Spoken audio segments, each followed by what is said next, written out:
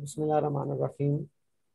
Honourable doctors, very doctors, dear students, अस्सलाम वालेकुम। जैसे कि हमारा एक सिलसिला चल रहा है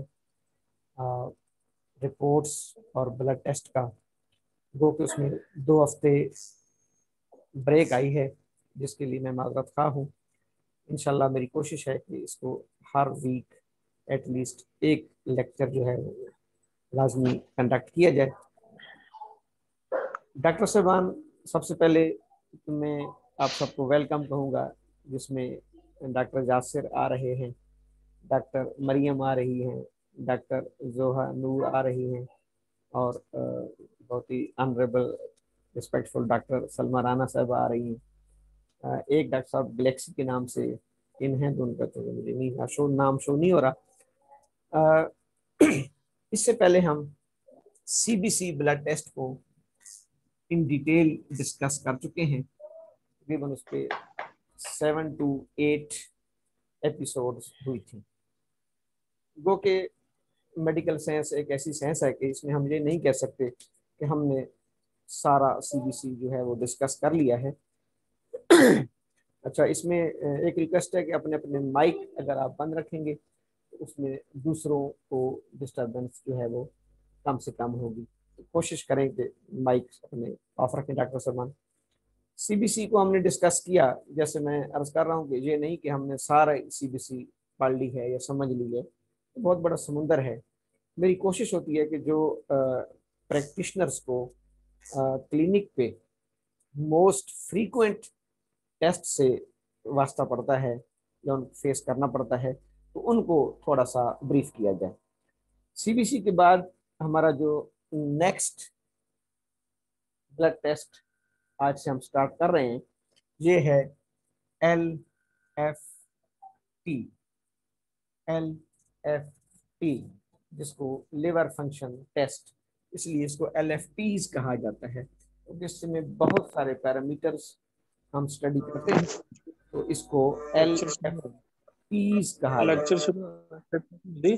can you please mic off कर दें? LFTs कहा जाएगा। LFTs liver function test. Doctor साहबान, अक्सर आपने देखा होगा अपने क्लिनिक्स पर कि जब हमारे पास LFT की रिपोर्ट्स आती है, तो उसमें वैसे तो बहुत सारे पैरामीटर्स होते हैं जिनको चेक किया जाता है, लेकिन मोस्ट प्रोबेबली या मोस्ट फ्रीक्वेंटली 5-6 पैरामीटर्स हर वक्त हमारे सामने आते हैं, जिनमें से LFTs में पहला पैरामीटर है बिलिरुबिन। बिलिरुबिन ये सबसे ऊपर आ रहा होता है, बिलिरुबिन आगे इसकी रेंज आ रही होती है। दूसरा पैरामीटर हमें ALT के नाम से मिलता है, ALT। तीसरा पैरामीटर हमें AST के नाम से मिलता है। चौथा पैरामीटर हमें ALP के नाम से मिलता है। पांचवा पैरामीटर हमें GGT के नाम से मिलता है। बाज़ औक़ात इसमें एल्ब्यूमिन को भी चेक किया जाता है, या टोटल प्रोटीन्स को भी चेक किया जाता है। तो ये डिपेंड करता है कि फिजिशियन क्या देखना चाहता है। मोस्ट प्रोबेबली जो हमारे पास LFTs के टेस्ट आते हैं, उनमें बिलिरुबिन, ALT, AST और ALP, ये ऊपर वाले 3-4 पैरामीटर्स मोस्ट इंपॉर्टेंट हैं, जो तकरीबन हर रिपोर्ट में हमें मिल रहे होते हैं। तो सबसे पहले तो मैं इनकी एब्रीवेशंस एक्सप्लेन कर दूंगा ताकि वो हमारे जहन में रह जाएं। मोस्ट प्रोबेबली तो खैर आपको पता होगा, लेकिन फिर भी मैं इसको थोड़ा सा रिव्यू कर दूं। बिलिरुबिन तो बिज़ात खुद एक लफ्ज है, बिलिरुबिन। जी वालेकुम सलाम। ALT, ALT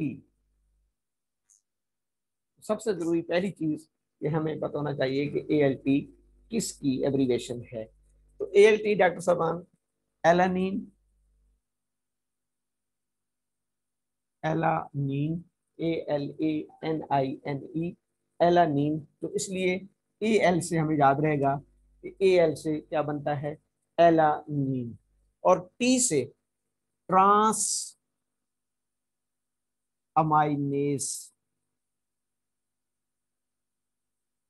alanine transaminase, ये इसका पूरा नाम बन गया ALT का, alanine transaminase, alanine transaminase. जब हमें याद रहेगा, और इसलिए आसान याद रहेगा कि EL से मुराद एलानीन है। और एलानीन मैं आगे इसको एक्सप्लेन करूंगा। एलानीन बेसिकली एक अमाइनो एसिड का नाम है। जैसा हमें पता है कि हमारी बॉडी के अंदर बहुत सारे सैचुरेटेड और अनसैचुरेटेड, इसेंशियल और नॉन इसेंशियल अमाइनो एसिड्स होते हैं। तो ये उन अमाइनो एसिड में एक अमाइनो एसिड का नाम है alanine transaminase, transaminase. दूसरा जो टेस्ट होता है वो होता है AST, AST एस्पर्टेट। AS से क्या बनता है, एस्पर्टेट, ASPARTATE, एस्पर्टेट। और आगे T है तो T से वही बनता है ट्रांस अमाइनेज,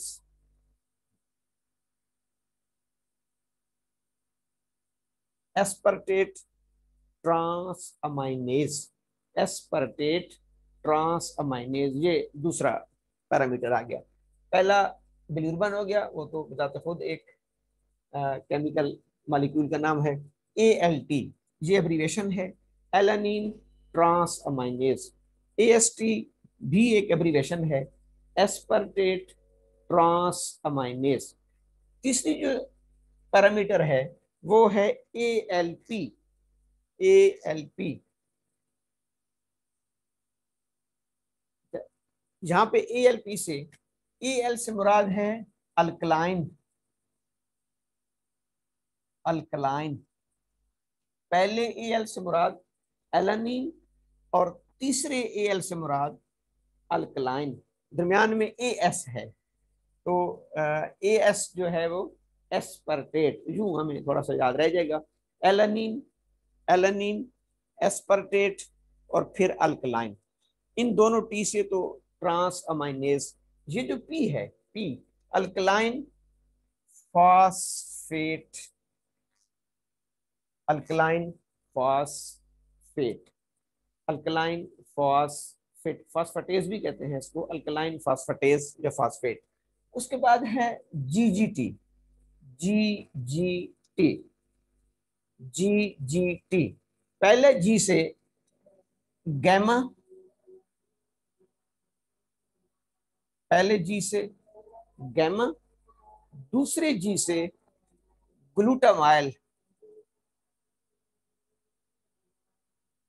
पहले G से गैमा, दूसरे G से ग्लूटामाइल, गैमा ग्लूटामाइल।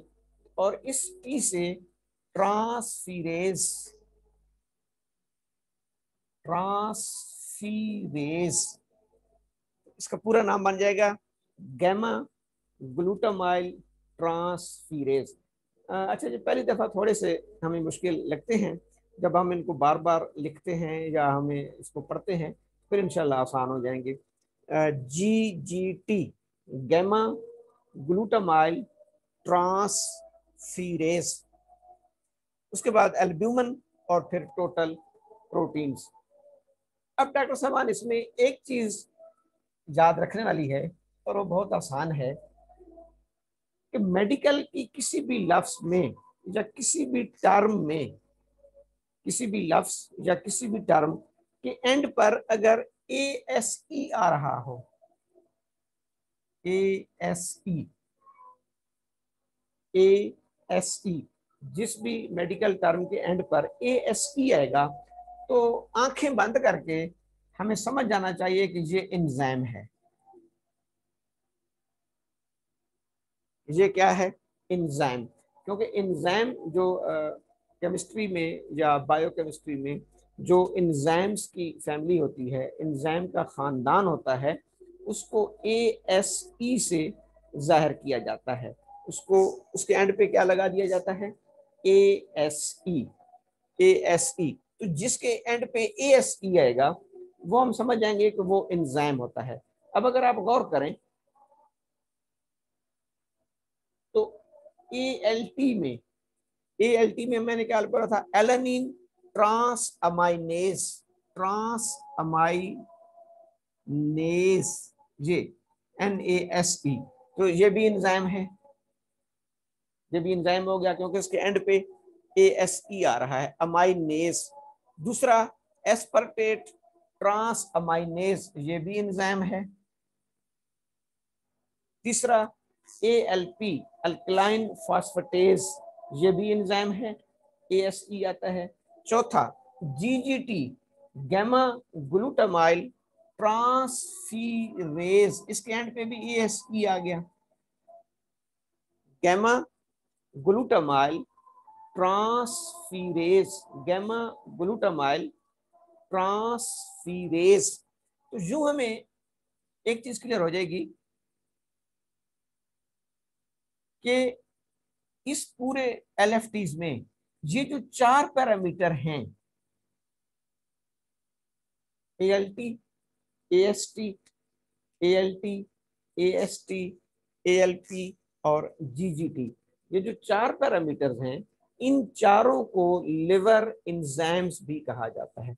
हो सकता है बाजू का कोई कंफ्यूजन ये लिख दे कि आप लिवर एंजाइम्स चेक करा के दें, तो ये चारों लिवर एंजाइम्स कहलाते हैं, क्योंकि मैंने जैसे कहा कि एंजाइम्स की ये निशानी है कि उसकी फैमिली या उसके नाम के साथ ASE, एंड पे क्या आएगा, ASE, alanine transaminase, aspartate transaminase, alkaline phosphatase, gamma glutamyl transferase. ये तो हो गए 4 लिवर एंजाइम्स। मौजूदा मेडिकल साइंस इसको LFTs भी कह सकती है, इसको लिवर एंजाइम्स भी कह सकती है, लिवर प्रोफाइल भी कह सकती है, यानी कि आप कह सकते हैं कि जी लिवर प्रोफाइल करा के लें, या बिलखुसूस अगर इन चारों को देखना है तो फिर आप कह सकते हैं अपने पेशेंट्स को कि आप लिवर एंजाइम्स करा के लें, पूरा LFTs करा के लें, उसमें फिर ये सारे पैरामीटर्स आ जाएंगे। अब इसमें एक एक पैरामीटर को हम डिस्कस करेंगे, बहुत लंबी डिस्कशन है, तो मैं इसलिए चाहूँगा कि हम थोड़ा थोड़ा पढ़ते रहें, लेकिन कॉन्सेप्ट शुड बी क्लियर। जितना आपका डॉक्टर साहबान कॉन्सेप्ट क्लियर हो जाएगा इंशाल्लाह, उतना आपको क्लिनिक पे ये टेस्ट देखते हुए भी लुत्फ आएगा। अब पहला इसमें बहुत ही मशहूर मारूफ पैरामीटर जो हमें जी डॉक्टर सलमान साहब बिल्कुल, इंशाल्लाह इंशाल्लाह, तो जो हमें, आपने बहुत ज्यादा सुना होगा हेपेटाइटिस के मरीजों में, लिवर को, जी मेरा ALT बढ़ गया, मेरा ALT कम हो गया, अब मेरा ALT ठीक हो गया, अब मेरा ALT फिर खराब हो गया। तो आखिर ये ALT है क्या, ये ALT है क्या? जैसे अब हमें पूरा नाम तो इसका आ गया कि ये है एलानिन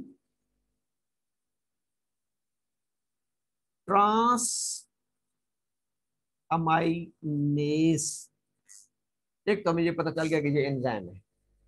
अब ये एंजाइम है तो ये पाया कहाँ पे जाता है, और क्या कुदरत ने इसको सिर्फ इसलिए बनाया है कि ब्लड में इसको चेक किया जाए और डॉक्टर इसको देखकर अपनी डायग्नोसिस करे? नहीं नहीं नहीं, कुदरत की कोई भी, कुदरत का फेल मसलियत से खाली नहीं होता। कुदरत ने इसको एक बड़े ही यूजफुल काम के लिए बनाया है। वो तो एक प्लस पॉइंट है कि डॉक्टर्स ने या मेडिकल साइंस ने यहाँ से डायग्नोसिस के लिए इसको इस्तेमाल किया। एक्चुअली डायग्नोसिस से पहले first of all we should know the proper physiology of this enzyme. ये तो अब बात क्लियर हो गई कि ये एक एंजाइम है, एलानिन ट्रांसअमाइनेज। अब पहले हमें ये पता होना चाहिए कि ये पाया कहाँ जाता है। फिजियोलॉजिकली ब्लड में तो बाद में आता है, सबसे पहले ये कहाँ पाया जाता है, हमारे जो लिवर है डॉक्टर साहबान, लिवर लिवर लिवर छोटे छोटे फंक्शनल यूनिट्स पर मुश्तमिल है, छोटे छोटे सेल्स पर मुश्तमिल है, जिनको कहा जाता है हेपेटोसाइट्स।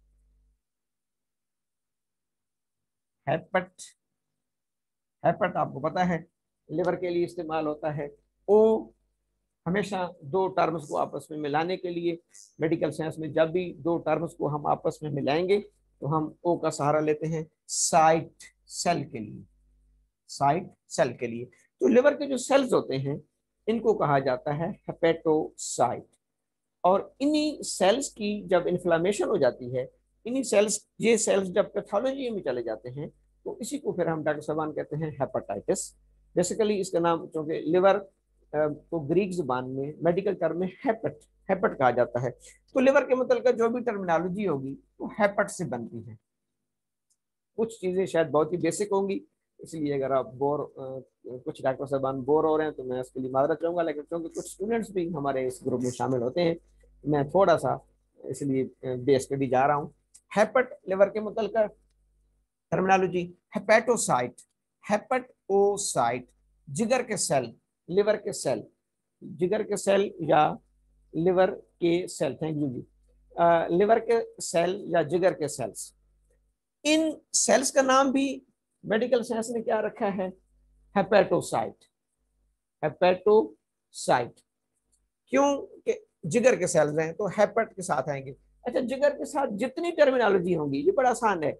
मैं अक्सर स्टूडेंट्स को कहता हूँ, मेरे स्टूडेंट्स भी इसमें हैं, कि आप इसको मैथमेटिक्स की तरह पढ़ें।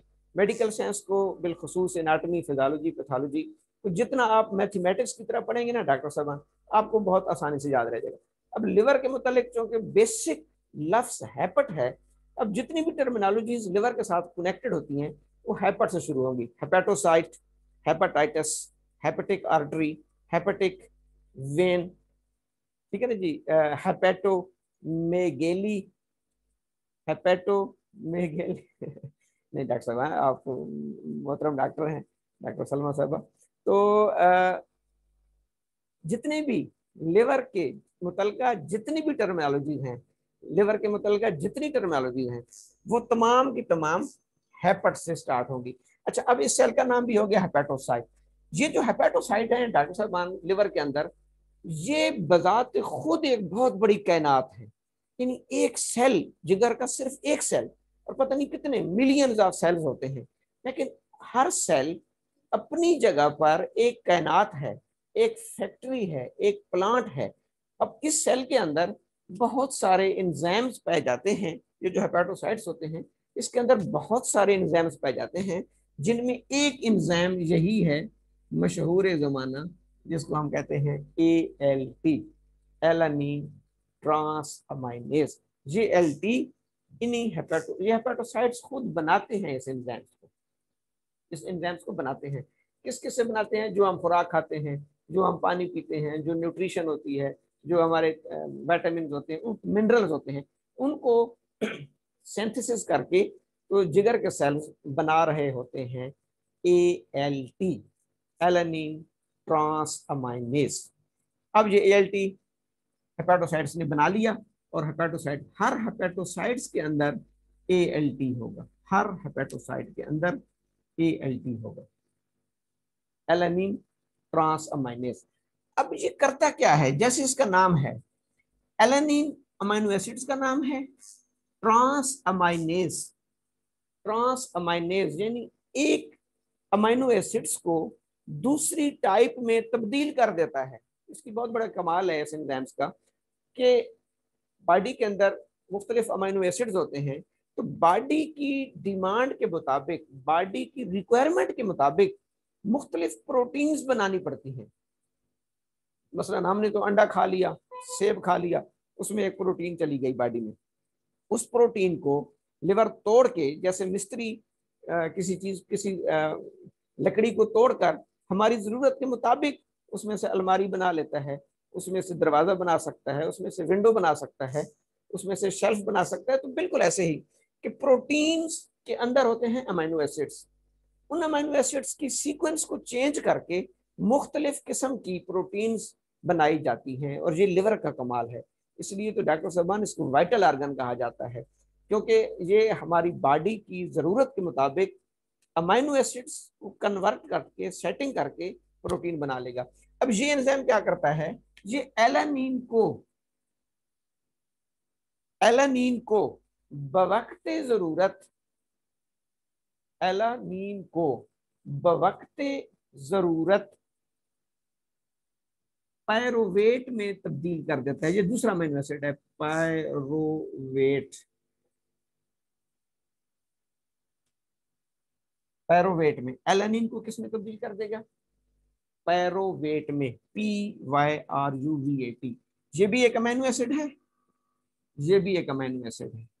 और फिर जरूरत पड़ने पर इसको रिवर्स भी कर सकता है, पैरोवेट को क्या बना देगा? एलानिन। इसलिए साइंसदानों ने इसका नाम बड़ा आसान रख दिया, क्योंकि ये एलानिन के अमीनो एसिड्स को अमेंड करता है, चेंज करता है, उन्होंने इसका नाम रखा एलानिन।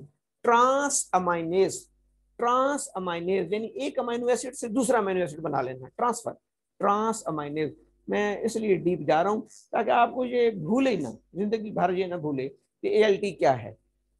एलानिन अमीनो एसिड हो गया, ट्रांस अमाइनेज यानी वो एंजाइम्स जो अमीनो एसिड्स की ट्रांसफर कर सकता है, अमीनो एसिड्स को एक शक्ल से दूसरी शक्ल में चेंज कर लेता है, इसलिए इसका नाम आ गया एलानिन ट्रांस अमाइनेज। अब हमें इसके काम का भी पता चल गया कि ये एलानिन को कन्वर्ट करता है सॉरी पैरोवेट में, ये पैरोवेट में कन्वर्ट कर देगा। अच्छा, इसका पुराना नाम, इस एंजाइम का एक पुराना नाम भी है, वो भी अक्सर आप रिपोर्ट्स पे देखते हैं, तो हमारे पास जो रिपोर्ट आती है ना उस पे ऐसे लिखा होता है डॉक्टर साहब, ALT ब्रैकेट में लिखा हुआ होता है, ब्रैकेट में SGPT, SGPT। अब इंशाल्लाह आपके सामने जब ये रिपोर्ट आएगी ना तो आपको, मैं जैसे मैंने कहा ना कि आप इसको एंजॉय करेंगे। तो अब ALT के सामने जब आपको लिखा हुआ ये मिलेगा SGPT, तो ये इसका पुराना नाम है, ये ALT इसका मॉडर्न नाम है।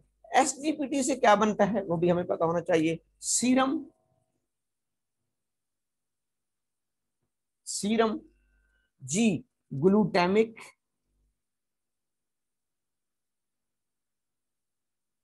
सीरम ग्लूटामिक, ये इसी पैरोवेट से है, पैरोविक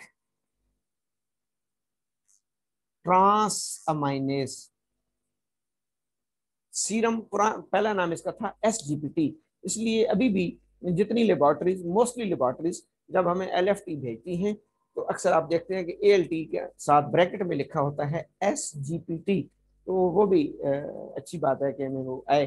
तो serum, serum glutamic, serum glutamic pyruvic transaminase, serum glutamic pyruvic transaminase, ये इसका दूसरा नाम है।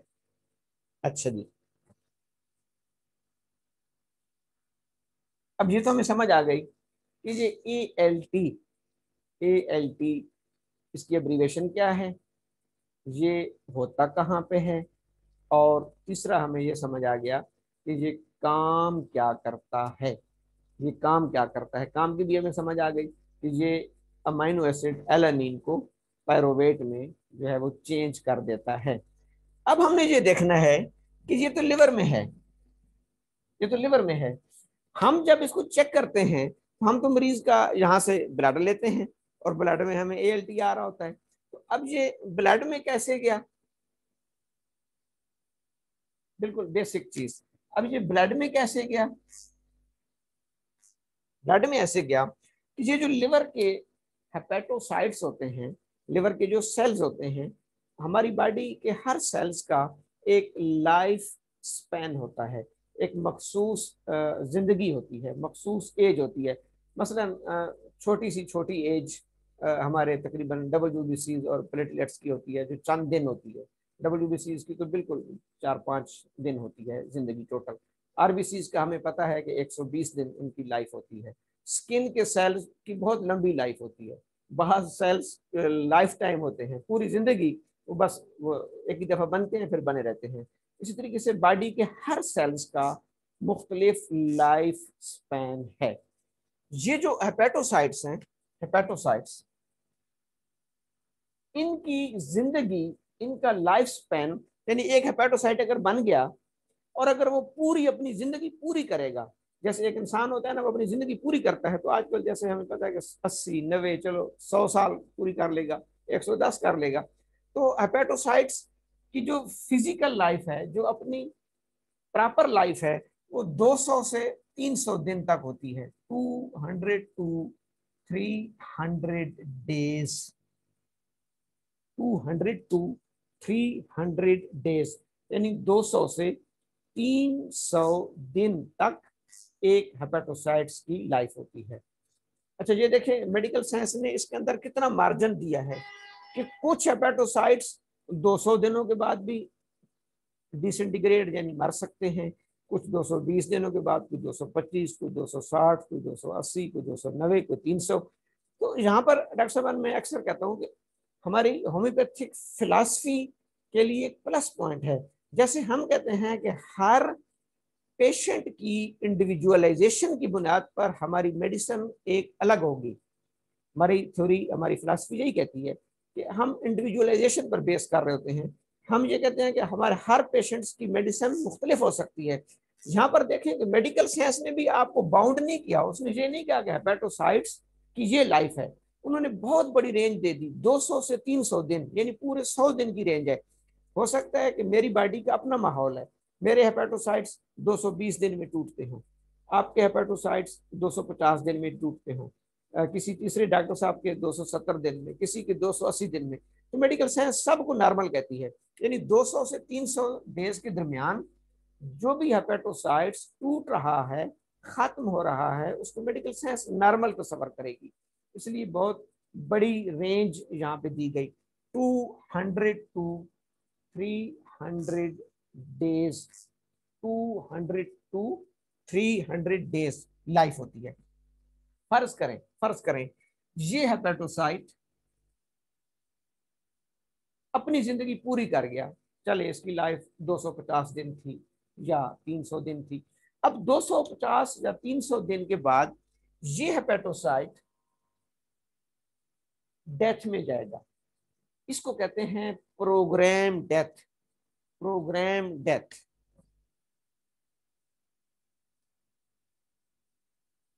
प्रोग्राम डेथ, जो पुराने स्टूडेंट हैं उनको थोड़ा लफ्ज याद होगा, तो अक्सर मैं पैथोलॉजी में ये लफ्ज यूज करता हूँ, प्रोग्राम डेथ। प्रोग्राम डेथ का मतलब ये होता है कि इन सेल के अंदर जो न्यूक्लियस है उसके अंदर जो जेनेटिक मटेरियल है, यानी उनका डीएनए जेनेटिक मटेरियल, वो एक सॉफ्टवेयर है, उसके अंदर सॉफ्टवेयर के अंदर उनकी डेथ का टाइम ऑलरेडी फीड होता है और उसी के मुताबिक इन्होंने अपने आप को डिसइंटीग्रेट करना होता है, डेथ में चले जाते हैं। तो जो जब न्यूक्लियस के प्रोग्राम के मुताबिक, न्यूक्लियस के सॉफ्टवेयर के मुताबिक ये सेल मरते हैं, तो इसको मेडिकल या पैथोलॉजी में कहा जाता है प्रोग्राम डेथ, प्रोग्राम डेथ। और इसके लिए एक स्पेसिफिक लफ्ज यूज किया जाता है पैथोलॉजी में, एपोप्टोसिस, एपोप्टोसिस। हाँ, तो मेरी कोशिश है कि हमारी कम्युनिटी और मेरे मोहतरम डॉक्टर साहबान की टर्मिनोलॉजी भी साथ साथ इम्प्रूव होती रहे, क्योंकि आगे थोड़ा मुश्किल दौर आ रहा है। पेशेंट हमारे पास तमाम रिपोर्ट्स लेके आते हैं, पढ़ के आते हैं, तो यही मेरी ख्वाहिश है कि हमारे डॉक्टर साहबान का जो नॉलेज लेवल है वो इंशाल्लाह कम से कम MBBS के बराबर आ जाए। तो इसको हम प्रोग्राम डेथ भी कह सकते हैं। प्रॉपर लफ्ज इसके लिए एपोप्टोसिस, एपोप्टोसिस, एपोप्टोसिस, इसको आप एपोप्टोसिस भी बोल सकते हैं, प्रोग्राम डेथ भी कह सकते हैं। तो जब ये न्यूक्लियस के अंदर जेनेटिक मटेरियल या सॉफ्टवेयर के मुताबिक डेथ में जाएगा, डेथ में जाएगा, 10 मिनट रह गए तो 3-4 मिनट के बाद मैं थोड़ा सा, अगर किसी को कोई क्वेश्चन होगा तो वो उसको भी मैं जवाब दे दूंगा। अगर इस दौरान, अभी चूंकि आखिरी 10 मिनट हैं, अगर किसी डॉक्टर साहबान का कोई क्वेश्चन है तो आप मुझे बेशक चैट करके लिख के दे सकते हैं, मैं उसका जवाब भी दे दूंगा। एपोप्टोसिस, एपोप्टोसिस में चला जाएगा, ये बस आखिरी बात। तो जब ये इसकी डेथ होती है हेपेटोसाइट्स की, प्रोग्राम डेथ में जाएगा, एपोप्टोसिस में जाएगा, तो इसकी सेल मेम्ब्रेन डिसॉल्व हो जाती है। अब जब ये सेल टूट गया, इसकी सेल मेम्ब्रेन टूट गई, यानी सेल मेम्ब्रेन मीन कि इसको जिसने कवर किया हुआ था वो चीज ही टूट गई, तो इसकी चीजें लीक करके रिलीज होके ब्लड में आएंगी। तो ALT चूंकि इसके अंदर था, अब चूंकि सेल मेम्ब्रेन ही नहीं रही, चार दीवारी ही नहीं रही, तो ये ALT यहाँ हेपेटोसाइट से पहले लिवर की छोटी छोटी कैपिलरीज में आएगा, फिर उन कैपिलरीज से बड़ी वेन्स में आ जाएगा और अल्टीमेटली मेन ब्लड स्ट्रीम में आ जाएगा। अब ये ALT हमें यहाँ ब्लड में मिलेगा। उम्मीद है कि आप इंशाल्लाह फॉलो कर रहे होंगे। हेपेटोसाइट्स कहाँ पे था, सॉरी ALT कहाँ पे था, हेपेटोसाइट्स के अंदर। वहां कुदरत ने इसको क्यों रखा, एक बहुत बड़े काम के लिए कि ये हमारी बॉडी की नीड के मुताबिक अमीनो एसिड्स को एडजस्ट करता है। So that's why it is called alanine transaminase. अब वहां से रैप्चर हुआ, सेल खत्म हो गया, सेल, अभी मैं प्रोग्राम डेथ की बात कर रहा हूँ, एपोप्टोसिस में चला गया। ये पैथोलॉजी नहीं है, ये बल्कि फिजियोलॉजी है। माइल्ड हेपेटोमेगेली, ये थोड़ा सा टॉपिक से फिर हट के है, मैं कहता हूँ इसको मैं जरा वाइंड अप कर लूँ। हेपेटोमेगेली कहते हैं जिगर के बढ़ जाने को। वो डॉक्टर साहबान क्योरेबल और इनक्योरेबल में देखना पड़ेगा कि उसकी काजेज क्या है और किस स्टेज पे हेपेटोमेगेली है, किस स्टेज पे हेपेटोमेगेली है, तो उसके मुताबिक वो हम फैसला कर सकते हैं कि वो क्योरेबल है या नहीं है। अब ALT यहाँ से रिलीज हुआ और किस में आ गया, ब्लड में आ गया, ब्लड में आ गया। अच्छा, चूंकि हर हेपेटोसाइट्स की लाइफ 200 और 300 के दरमियान है, तो मेडिकल साइंस ने पूरी दुनिया के इंसानों का डेटा लिया, डेटा पर रिसर्च की। ये जो फिगर हमारे पास आती है ना, ये रिसर्च के बाद आती है, साइंटिफिक रिसर्च, साइंटिफिक डेटा के बाद एक फिगर आती है। अब आपने सुना होगा जी ALT नॉर्मल कितना होता है, 40 तक। मेरे ख्याल में मोस्टली डॉक्टर साहबान को ये फिगर याद होगी, क्योंकि पेशेंट को भी याद होती है कि मेरा ALT जी 40 है, बढ़ गया है, 70 हो गया है, फिर दोबारा 40 पे आ गया है, ठीक हो गया है, फिर बढ़ गया है। तो ALT 40 का क्या मतलब है, ये 40 या 40 IU, IU कहते हैं इंटरनेशनल यूनिट, इंटरनेशनल यूनिट पर लीटर। अब जब भी आप रिपोर्ट देखेंगे ना, तो उसके आगे डॉक्टर साहब यूनिट भी देखेंगे, तो ALT के आगे लिखा होगा 40, यानी नॉर्मल ALT कितना होता है, लेस देन 40 IU पर लीटर, 40 से कम IU कहते हैं इंटरनेशनल यूनिट को। इंटरनेशनल यूनिट का मतलब होता है, जैसे ये भी तो इंटरनेशनल यूनिट है, जैसे हम कहते हैं किलो, किलो, हमें 1 किलो प्याज चाहिए, तो वो जो किलो है ये इंटरनेशनली एक स्टैंडर्ड यूनिट है। अच्छा, किलोमीटर, किलोमीटर, 1 लीटर, तो 1 किलोग्राम, ये सब तमाम के तमाम जो है ना इंटरनेशनली स्टैंडर्ड यूनिट होते हैं। तो IU ये भी इंटरनेशनली उन्होंने एक स्टैंडर्ड मुकर्रर किया हुआ है कि इतना ALT अगर ब्लड में होगा, इतना इतना ALT ब्लड में होगा तो वो 1 IU के बराबर होगा। और नॉर्मल कितना होता है, 40 IU, पूरे ब्लड में नहीं। एक एक चीज आपने डॉक्टर साहब समझनी है, पूरे ब्लड में नहीं, सिर्फ 1 लीटर ब्लड में। जी डॉक्टर जोहा, आप कोई रिमाइंडर दे रही हैं, बिल्कुल। मैं करीब करीब पहुंच गया हूँ, मेरे ख्याल में 3-4 मिनट रह गए हैं, तो इसको हम यहीं से कंटिन्यू करेंगे इंशाल्लाह नेक्स्ट वीक। तो अब अगर इस बारे में कोई क्वेश्चन या कोई सुजेशन या कोई आपका पॉइंट ऑफ व्यू हो, तो वो 2-3 मिनट में आप दे सकते हैं। मैं नेक्स्ट वीक इंशाल्लाह थर्सडे या फ्राइडे को डॉक्टर जोहा हमारी कोऑर्डिनेटर हैं, जैसे अनाउंस कर देंगी, उसके मुताबिक इंशाल्लाह अब मैं कोशिश करूँगा कि वीक में एक लेक्चर मस्ट हो। और ये बहुत लंबी बहस है LFT की। अभी तो देखें हमने एक पैरामीटर को स्टार्ट किया है और एक एक करके हम इंशाल्लाह सारे पैरामीटर्स को डिस्कस करेंगे। तो फिलहाल आज के इस लेक्चर में कोई चीज़ अगर कंफ्यूजन पैदा कर रही है या कोई चीज़ क्लियर नहीं हो रही, तो मैं हाजिर हूँ, 3-4 मिनट है मेरे पास। जी डॉक्टर साहबान।